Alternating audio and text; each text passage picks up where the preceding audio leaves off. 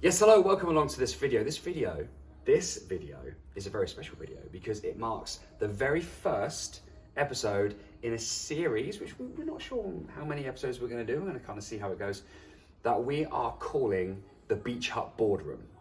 And we're calling it the Beach Hut Boardroom because we're going to sort of treat it like we're in the boardroom together with you, and we're running through some of the recent successes and some of the recent findings from campaigns that we've run here at Tide 55 Digital Marketing. So we're really looking forward to doing this video with you. Anyway, my name is Tommy. And I'm Kendall. And today we're going to go through one of the recent projects that we've run, which we think has been really successful. There's a lot of cool things that we've learned, and you have to wait until the end to hear about the big win that really kind of just makes it all worthwhile for us, right? So what we've got a couple of points here that we would have gone through, that we're going to go through with you today to just talk about why they happened, what we maybe expected to happen, and just kind of delve in deeper to it. And what about this thing? We've got a little thing. So you'll see at some point that you'll be able to see what's on this piece of paper, which basically has what we're going to say, but really short and sweet. It's really satisfying as a viewer, I must say, when things get like ticked off the list. But hey, we're doing that because it is like a boardroom, right? Yeah. The Beach Hut Boardroom. You're here as one of our members of the board, and we're going through this because you know what, if you're a business owner, you're allowed to sit at our board table. You're allowed to be here to learn from some of the things that we're doing, some of the things that we're finding out there as practitioners and students of digital marketing, because you know there's so much already out there, but not a lot of it is from the trenches, so to speak, you know, from actual being in there and doing it. It's very unpredictable, it's always changing. And I think this covers that, because even doing this again would be different. Yeah, so let's all just take a moment to appreciate where we are in our lives right now as you start watching episode number 1 of the Beach Hut Boardroom. Let's get stuck in. So what we're going to go through first is some collaboration campaigns that we ran, and it's a variety of different campaigns. It was with brands, with influencers, and quite kind of multiple different angles, using email, using social, just to kind of try and grow some awareness, grow some sales, get some content, and these are some things that we found from those that were quite interesting. So the first one, which is probably my favourite, is that we had sales come through an email marketing campaign from the other brand that we were collaborating with that didn't use the code that we offered. That means profit margins are higher, and unless people didn't realise there was a discount code then did later, sometimes that happens, we can all assume that that's a positive because it means that we were very transparent with what was on offer, yet people chose to go in and pay the full price. And quite a few as well, it wasn't just one, it was quite a few that had done that had then gone through, and even a couple of weeks after the email had gone through, the sale would come through from the email, but without using the code. Yeah, and by the way, the code was very obvious for everybody. It wasn't like we sort of put it in the fine print. So full transparency, but higher profit margins for our client. Which then, though, in the stats make it look like that collaboration maybe didn't do as well when you look into it and you see the ones that did come through without necessarily being tracked. Which is very important, because if you were to go on just code usage, and it did the worst. Not look deeper into it, which is something that we always make sure we do. And big fan of not having your cake and eating it. Works both ways. If you think you've had a great result, but it wasn't truly attributed to your efforts in a campaign, that's also important to look deeper into things to make sure that they're as pure as they can be when we bring the reports to our clients. Yeah, I think it's really cool. Yeah, that's cool. Because, bit of a tangent, but this is the first of potentially many. I think a lot of other marketing agencies, marketing companies, even people who are employed as the marketing team, might twist the truth a little bit sometimes to make it look like a campaign has performed better than it actually has. Which is why we're very keen to bring the message forwards right from the get-go with our clients. It's all about business-based results. Yeah, exactly. Which can be different things, but it's cool how they all kind of, Mostly about that, isn't it? Revenue, spend, profit. But yes, all these things are almost like levels that eventually, if you keep going, you'll get to money. Yeah, exactly. Because even when you're trying to grow the social following, you're trying to grow it because you want more customers. Yes. Not just so you sit there. Not because you want to have more people watch what you do. No, but that nicely leads us into the next point, which is an increased engagement on social and increased social following, so they kind of come together.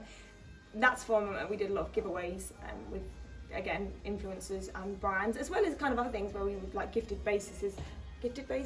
Bassists. You know, like you got like guitarists, you got drummers. We're just gifting bassists. That would be a good gift. You'd get some good content. Well, anyway, we worked with some influencers on a gifted basis to get some content, which then helps with the engagement because it kind of all combines, and a lot of those people that we would work with will be people that have an audience that is relevant to what we are trying to gain from it, and also then can engage with them in the comments who, you know, say they like it, which saw quite a good increase, probably the most that we've seen. Yeah, and it's not easy. No. There's a lot of work that needs to go into it. A lot of things that people don't understand about gaining a true-natured following is that you do have to put in the work. You've got to be forward moving. You've got to engage with them first in most cases to then have people come back and want to be involved, because I think people are wise to it now. They're wise to the shallowness that can be there on social media from brands, and they don't want to be used. You know, people don't want to be used, taken for granted, and that counts even for following, because that's basically volunteering attention, and attention is one of our most prized assets. So of course people are a little bit more wise to that. However, if there's a brand that has a following and there's another brand over here, like the one we're working here, and their audiences we know would actually quite like this product, it does make it a lot easier, doesn't it? Yeah, it does, and it just makes sense. You know, it's like two people that have the same friends and combining all your friends together because you know you're all going to like the same sort of thing. Yeah, exactly. Yeah.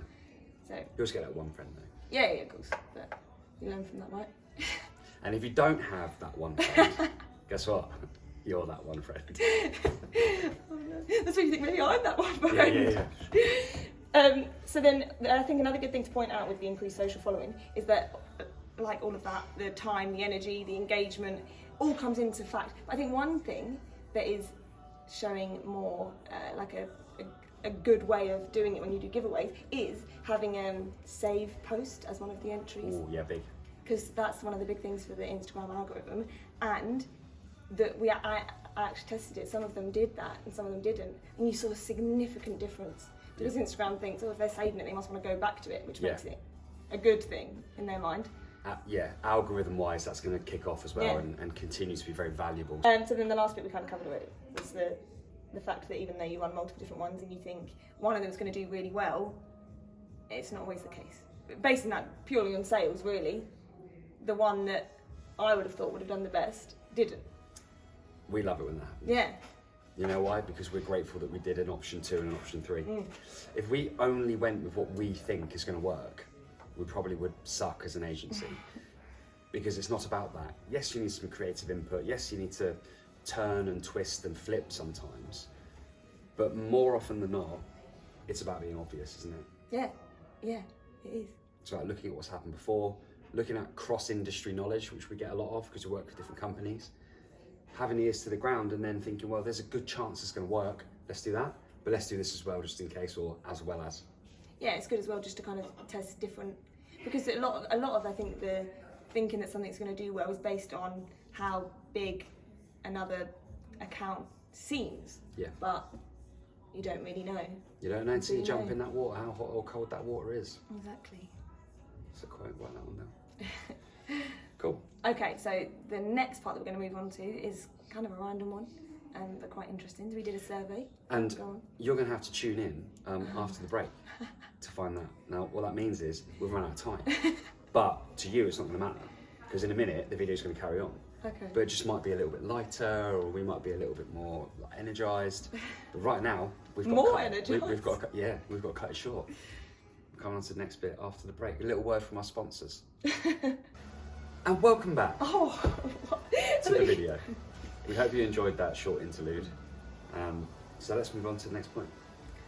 Okay, so the next point is running through something a bit random that we did. We don't normally do, normally done, but we sent out a survey to the customers for one of our clients. A simple survey. Same client. Same client.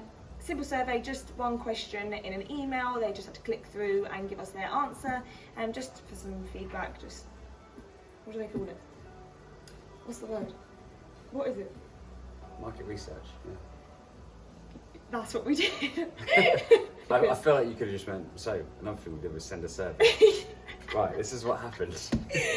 We can use that one. These are some things that happened. One, this is my favourite. So there was a customer that had been a customer, well, a subscriber for over 2 years, never purchased directly on the site, and did after completing the survey. Yeah. Kind of, you said this, which I thought, yeah, that's a good point, about the fact that they felt like their opinion was valued. Yeah. Which made them maybe a bit more interested, not like a push. Yeah, I guess what we said to our client was like, by the way, we're not going to be sending surveys every day. It's not that the survey was the magical ingredient towards like having people come and buy things that haven't bought anything in 2 years or ever, but been a subscriber for 2 years. It was that the survey just did it for that person. The survey did it for that person.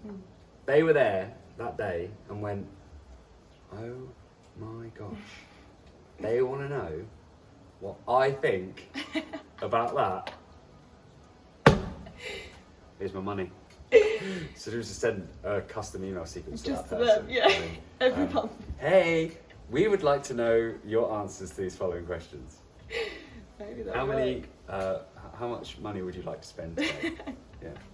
I think 10% of the people that we sent to completed the survey, which is quite a lot, I think. Really high compared to, it had a really high rate, I think.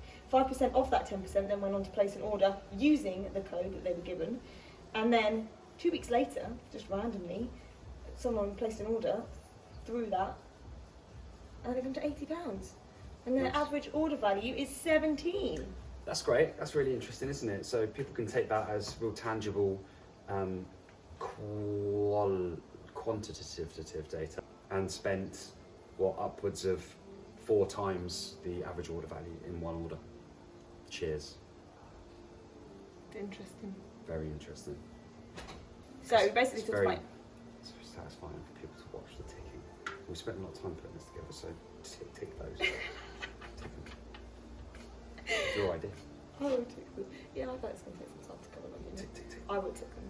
So we kind of covered the influence part earlier on, but just to kind of go over it, we did a couple of, this is not the brand side of it, this is directly with the individuals on Instagram, for example, and from that we had some that were really great content but no sales come from it, and some that had okay content but had sales come from it, which is just interesting because both are a good thing. We want both, but not necessarily going to get both from one. Yeah, and like you said earlier, it's a bit of trial and error, and also just looking at errors, these ones shouldn't be here, so don't get confused by those. Great, so let's talk about the next part, the abandoned, go on. Sorry, I got excited there. What were you excited about now? The abandoned car park. Good, That was 'cause next. that's what's next. Go on then. Okay, so we set up an abandoned cart sequence for one of our clients. For those people that don't know what an abandoned cart sequence is, or an ACS, is it? I mean, Could yes. be. Why don't you go ahead and explain what that is? Okay, so basically, if you are shopping online and you add a product to your cart, and then you say, oh, I need to go and cook dinner, and you go into something else and don't fulfill that order, the abandoned cart sequence would then send you an email later on and be like, oh, you left something in your basket, which you've probably seen before. Yeah. Yeah. That's what it is. That is what it is. There's a good way of doing it, there's a bad way, there's a lazy way. We like to sit sort of in between automation in the fact that it needs to happen automatically. Be exhausting to have to do that manually. But we always think about ways to be emotionally intelligent with the wording. You know, because people are in their real life situations, they got their battery runs out, or they haven't got their payment card with them, or like you say, they got to cook dinner, or the kids, or the pets, or whatever. Sometimes, because I do it, do you do it? You actually want that. You want that stuff, but you're just not ready there and then. So the abandoned cart sequence is a real good, solid automation, but it needs a little bit of thought. It's not as easy as just pressing a button. But with this one, what happened? So with this one, we set up 2 emails. So the initial one that says you left something in your basket, and then one that's kind of a little bit more of a follow-up, like you still haven't bought anything. And the interesting thing is that second email created more sales than the first abandoned cart email. Yeah, that's big. That's big because I'll tell you why that's big, right? Most business people, they are reluctant to send too many emails. Yeah. Some of our clients have cringed at the thought of having an abandoned cart sequence, let alone having an abandoned cart sequence that has more than one email in the sequence. But what's actually happened here, and I remember from looking at the data, is that the second abandoned cart email made more than twice as much in revenue as the first abandoned cart sequence email. So basically what that means is somebody's had to go to the site, which is a whole journey in itself. They might have seen an ad, they might have heard it from a friend, they might have seen an organic post on social, but they're at the site. They've then added the product, they've had to choose first the products they want, then added them to their cart with an intention to buy. Still haven't bought anything at this point. Then they've received email number 1 that's like, hey, there's these items here, you forgot to buy them, come on in. And they haven't done anything. Then more time has passed. I'm not sure how long in between it is. Is it a day on this one? I can't remember. I think it might be a day. Yeah. So it's a day has passed. In that time, they've slept, they've woken up. Yet that second email comes in and says, what about these items that you knew you wanted but you haven't bought yet? And it's that email that's made it work. That second email, that second reminder. Because like I always say to our clients, don't I always say this, people need reminding. And whereas businesses might be a little bit reluctant because they might think it's annoying, it's not annoying. People are just very busy. And if they like your products and services and they've added them to cart but haven't done anything, they might just need you to remind them more than once. So that brings us to the last part of it, which is the big win of this whole. And it's the big win because, as we said at the beginning, it's all about revenue at the end of the day. Marketing is very important for businesses, and it's the cousin of sales. You know, they work very closely together, and everything that's done and all the things that we've gone through on this list are with eventually a view to bringing in more customers, more orders, more purchases. So the big win here is, drum roll, go on, you can say it. Is that there was an increase in sales by 30% compared to the same period of the previous year. Which in itself is amazing, isn't it? Like that in itself is amazing, but there's 2 really documented and important factors here which make it even more amazing. And the first one is we're comparing, ladies and gents, to April 2021, which might as well have been called the season of buying shit online. Everybody was buying stuff online. We're coming out of the lockdown, things were starting to move, money was moving, people were really confident and comfortable with spending money online for things that they never did before. Our product that we're talking about here in this client case is one of those products that people may not have bought online before. So it was already good.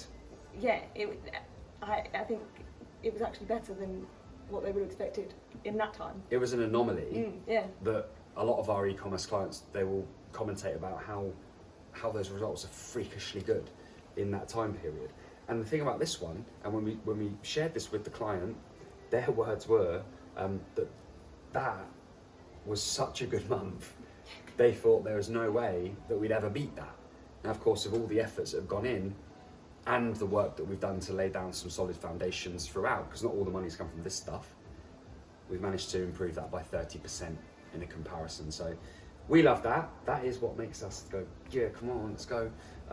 Because again, it's all about business-based results, and that's made a big difference. And you know, a special moment we shared with our client in question here, where they sort of opened up and said how important these efforts have been over the last few months, and delighted at the increase in comparison to what was already a great month last year.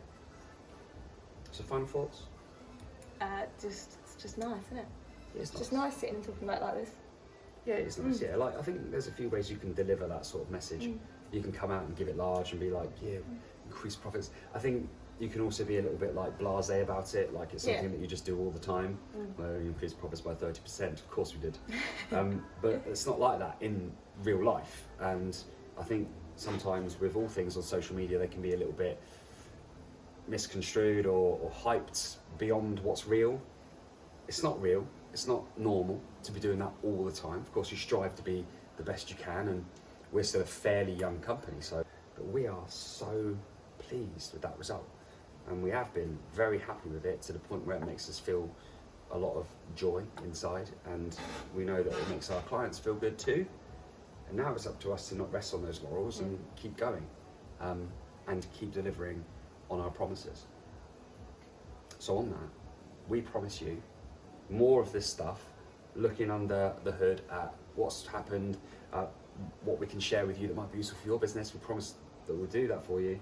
And if there's anything that you would like to ask us about, anything we've talked about here today, then please just, I don't know, follow something. No one's going to watch anyway, it's the first episode. Cool.